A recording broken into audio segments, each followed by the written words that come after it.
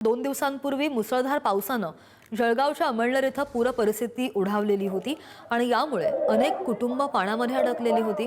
शहरातील तरुणांनी एकत्र येत बचाव कार्य राबवलं आणि अनेक कुटुंबियांना पुराच्या पाण्यामधून हे असं बाहेर काढलेलं आहे। हे दृश्य आपण पाहतोय। हा एक व्हिडिओ समोर आला जो सोशल मीडियावर तुफान व्हायरल होतोय। पुराच्या पाण्यानं वेढा दिलेल्या घरातून कुटुंबियांना या तरुणांनी बाहेर काढलेलं आहे। साडीचा दोर करत कुटुंबियांना तरुण बाहेर काढत असल्याचे व्हिडिओ समोर येत आहेत। अगदी या प्रत्येक व्यक्तीच्या मानेपर्यंत पाणी आलेलं आहे आणि जळगावच्या अमळनेरमध्ये बचाव कार्य करणाऱ्या सगळ्या तरुणांचं बरंच कौतुकही होत आहे। मुंबईला पाणी पुरवठा करणाऱ्या तलावांमध्ये 90% पाणीसाठा झालेला आहे। 7 तलावांमध्ये एकूण जलसाठा 90.6% आलाय।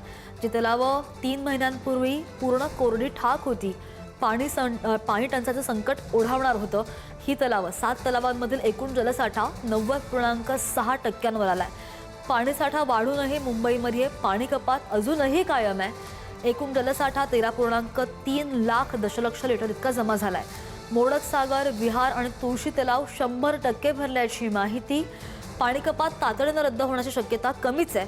मात्र महापालिका पुढील काही आठवड्यांमधील पाऊस, तलावांमधील आवक आणि पुढील वर्षभराच्या पाणी उपलब्धतेचा अंदाज घेऊनच निर्णय घेणार आहे। सध्या वाढलेला जलसाठा मुंबईकरांसाठी दिलासादायक असला तरी पाणी कपात हटवण्यासंदर्भात कोणताही निर्णय अजूनही अपेक्षित नाही।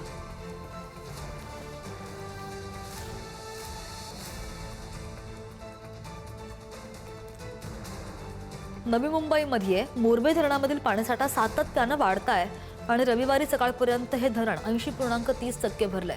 धरण परिसरामध्ये 1 जूनपासून 2508.8 मिलीमीटर पावसाची नोंद झालेली असून शनिवारी 43 मिलीमीटर पाऊस झाला। सध्या पाणी पातळी 83.98 मीटर आहे।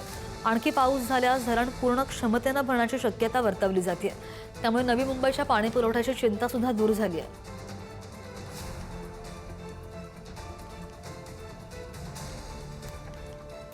तर राज्यामध्ये आपण जर पाहिलं, अनेक जिल्ह्यामध्ये जोरदार पावसाची शक्यता हवामान विभागानं वर्तवली आहे। काही ठिकाणी विजांच्या कडकडाटासह पावसाची शक्यता सुद्धा आहे आणि यामध्ये रायगड, रत्नागिरी, पुणे घाटमाथ्यावर जोरदार पावसाची शक्यता आहे। सातारा, कोल्हापूरमध्ये बघूया, घाटमाथ्यावरही जोरदार पाऊस बरसेल अशी शक्यता वर्तवली जाते। राज्यामध्ये आज अनेक जिल्ह्यांमध्ये जोरदार पावसाचा अंदाज हवामान विभागानं वर्तवलाय। काही ठिकाणी विजांच्या कडकडाटासह पाऊस पडण्याची शक्यता आहे। रायगड, रत्नागिरी, पुणे, सातारा आणि कोल्हापूरच्या घाटमाथा परिसरामध्ये मुसळधार पाऊस बरसण्याची शक्यता। त्यामुळे नागरिकांनी सतर्क राहावं असं आवाहन केलं जात आहे।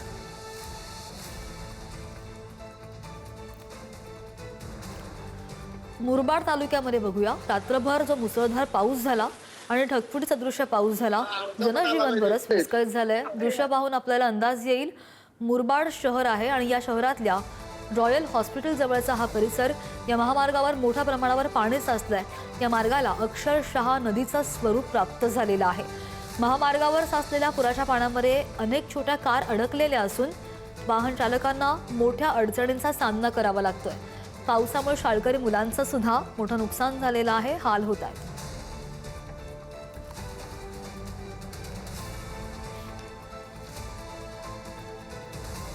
आणि सततच्या पावसामुळे पुणे जिल्ह्यातील शिरूर तालुक्यामध्ये टोमॅटो पिकांचं मोठं नुकसान झालंय। बुरशीजन्य आणि जीवाणूजन्य रोगांचा प्रादुर्भाव वाढल्यानं पानांवर डाग, फळं कुजणं आणि झाडं वाळण्याच्या समस्या निर्माण झाल्या। लाखो रुपयांचा खर्च करून उभं केलेलं पीक धोक्यात आल्यानं उत्पादन घटण्याची भीती सुद्धा आहे।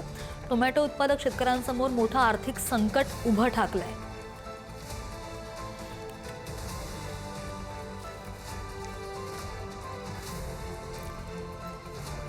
केरळमध्ये बघूया, केरळची ही परिस्थिती दृश्य पहा। मुसळधार पावसामुळे दरडी कोसळतात, पूरस्थिती निर्माण झालेली आहे। जीवितहानी बरीच झाली आहे।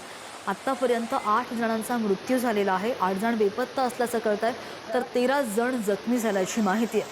27 घरं, 27 कुटुंब पूर्णपणे उद्ध्वस्त झालेली आहेत।